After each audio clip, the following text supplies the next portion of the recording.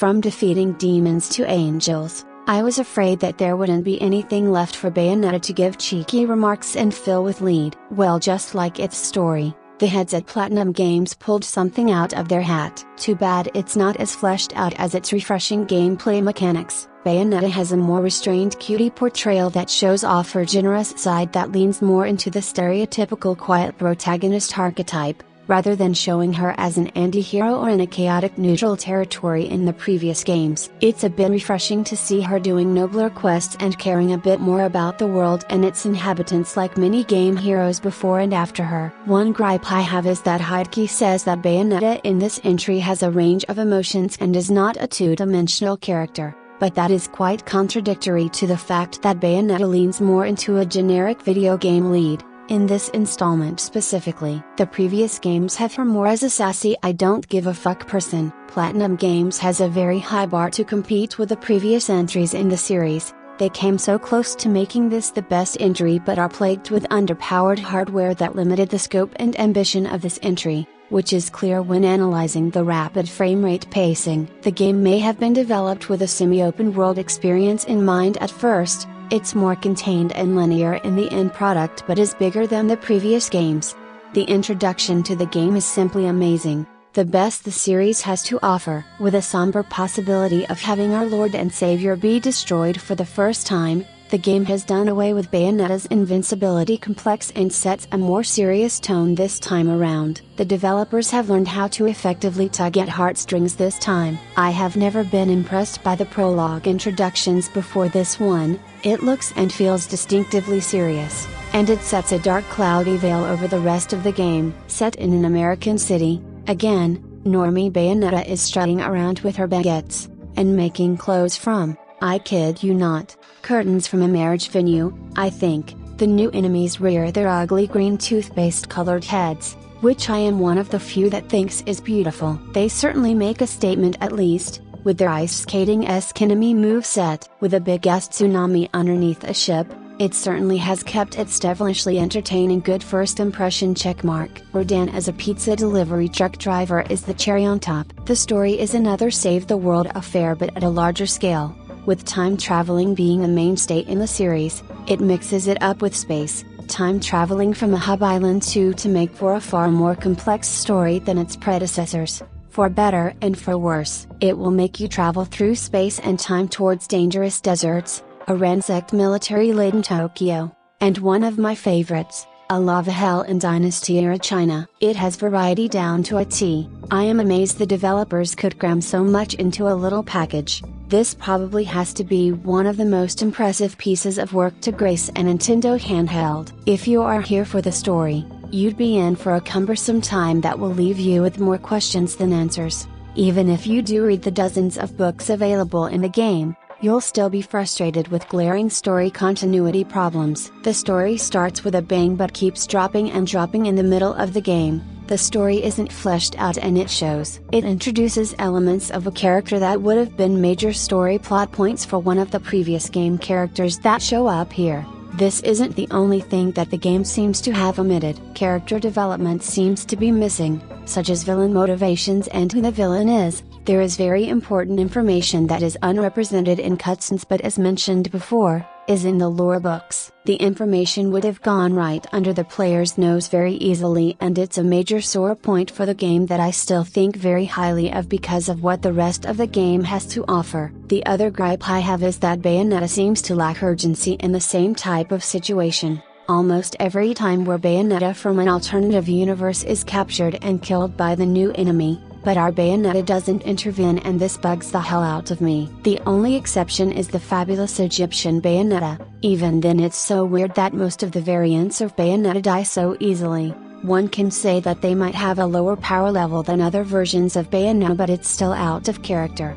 Two other major discussions in the fandom have been about the infamously puzzling ending that has riled up fans like no other, and the years of affection-filled budding sexual tension between Jean and Bayonetta. A lot of people that are from the outside looking in, don't think it's a deal breaker and question why it made a kerfuffle in the first place. Well, this can be simply explained by ambiguous relationship teases between Jean and Bayonetta by multiple people from Platinum Games. Also, Bayonetta uses bisexuality, and it's not too far-fetched to imagine them as more than friends, and does fill the rivals to lovers trope. If I had seen the ending to this game a decade ago, I wouldn't have given a fuck, but ever since that damn lesbian ends meme floated around the interweb, it sort of grew on me. To be fair, I never pictured Bayonetta being in a relationship with anyone, that includes Jean and Luca. It makes more sense for her character to continue teasing Luca with her enticing seductress side and continue having soft, poignant, touching moments with Jean to show how a relationship with either of them could be like,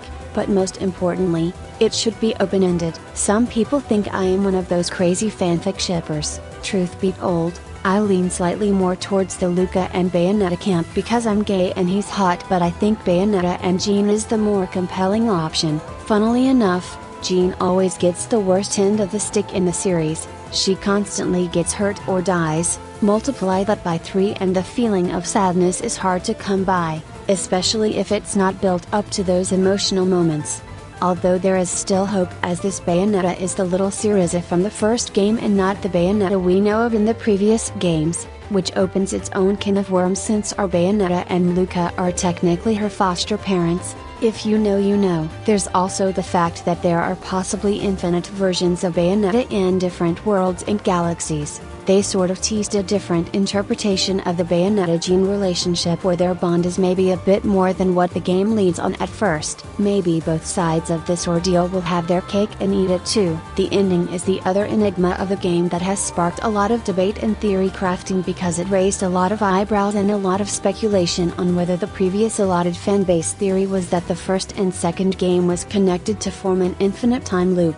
Fuck, my eyelashes flew off when I saw Bayonetta descend to Inferno at the last moment. One important distinction to make is that the ending is open-ended and it isn't the worst I've seen, but as an avid fan since the first game, I have to agree with the majority of the community that it's in stark contrast to how we've come to know her. While the main campaign is serviceable, it should have allocated more time to flesh out and revise the story, especially with a cringe-inducing but lovable new playable character, Viola. Often more than half of the time, I dislike playing with Viola because she's just corny and underdeveloped. They tried to do a passing the torch concept akin to Dante and Nero from Devil May Cry, but it's so rushed and undercooked that I couldn't completely stomach the idea. Who knows? Maybe they'll learn from this and improve for the Bayonetta 4 game. They have mostly done away with the cinematic still film imagery and stuck to animating almost every cutscene, with few exceptions when the other Bayonettas are involved in the scenario. Although, in some battle sequences, Bayonetta seems more reserved when fighting bosses and can't keep up with the bombastic action sequences from Bayonetta 2. At times I thought it was trying hard to emulate the feral duels with angels and demons from Bayonetta's previous outings. It seems to be trading in bombastic cinematography with bombastic over-the-top playable action set pieces, which is an equal trade-off. The boss fights are amazing spectacles because of this too. Some are fights where you are fighting against the clock and switch between an aerial or ground unit to damage a desert boss in a strategic fashion, or when you summon a demon to do a rhythm game. It's so unexpected, silly, and, to be blunt, magnificent.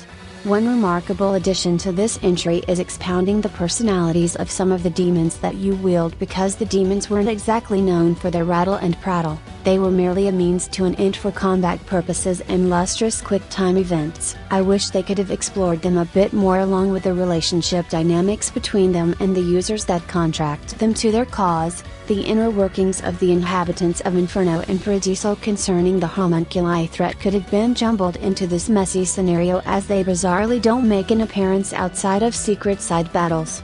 The music is joyful and delivers the same high-quality eargasms from the first game and brings the diverse musicality from the second Bayonetta game too. The vocals from Chescalia are heavenly and form the final piece in the trifecta of Bayonetta's lead vocalists. Do check out her previous music, she makes good shit. Now she's not the only one that deserves praise. The music producers and composers wanted to channel that heavenly angelic free spirit in its happier music, but mix it up with some dark mystique tracks like in the Tokyo and Paris levels. Speaking of that Paris level, if you didn't love frogs making those weird noises, you will now.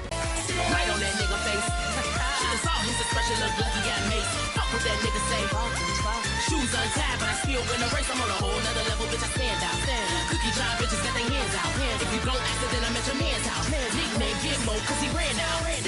venom machine. Can't eat it till it's money between, money between. This pussy is a venom machine, venom machine. Can't eat it till it's money between, money between. Venom machine, venom machine. Venom machine, venom machine. Can't eat it till it's money between, money between.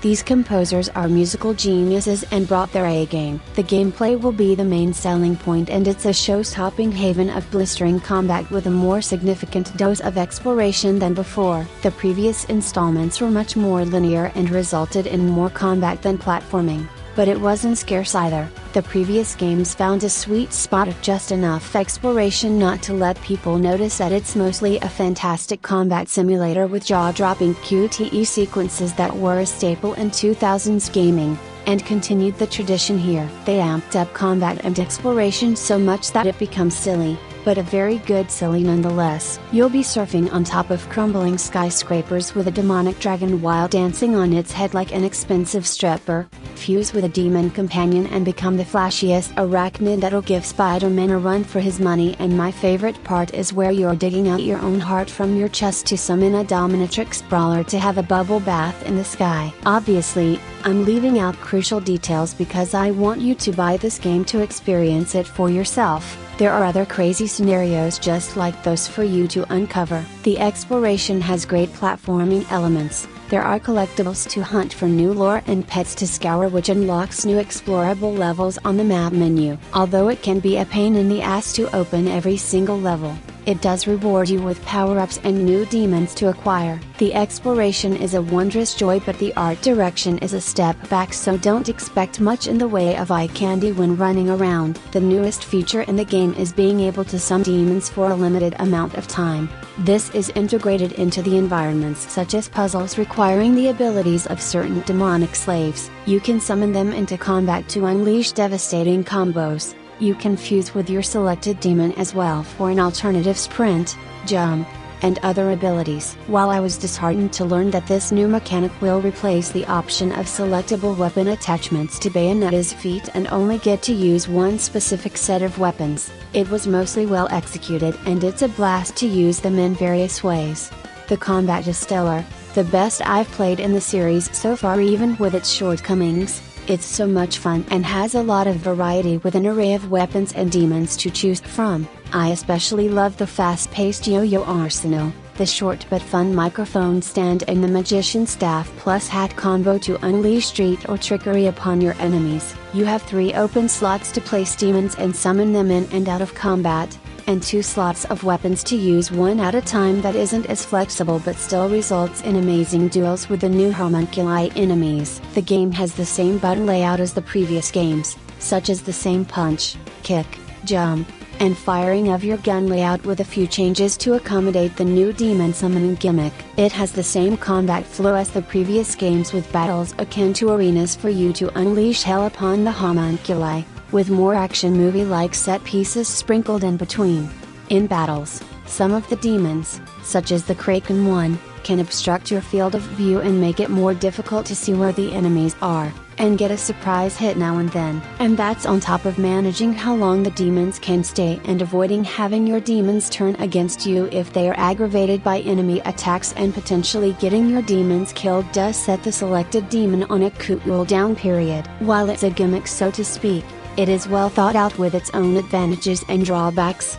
Storm makes a return, as he always does, with his Gates of Hell bar. I love visiting this spine-chilling place before, but I love it even more with the extra guests having a lax time, and it easily deceives the player from the austere scenario from the rest of the game. There are trinkets to buy, such as collectible miniature statues to decorate the map level screen, various costumes and colors to buy to make you feel like you are playing a simple dress-up game like those video games that are added to DVDs, such as the Barbie, Rapunzel or Pony movies. There are weapons, items to acquire, and the dreaded platinum ticket that will make you throw your console out the window faster than the unpredictable frame rate. There is a book with a hidden chapter for those with keen eyes. It's a bona fide different game that has a childlike fragility that feels in line with the other Nintendo franchises, that's geared for a younger audience. Not that adults won't enjoy this, it's just radically different than what you may expect.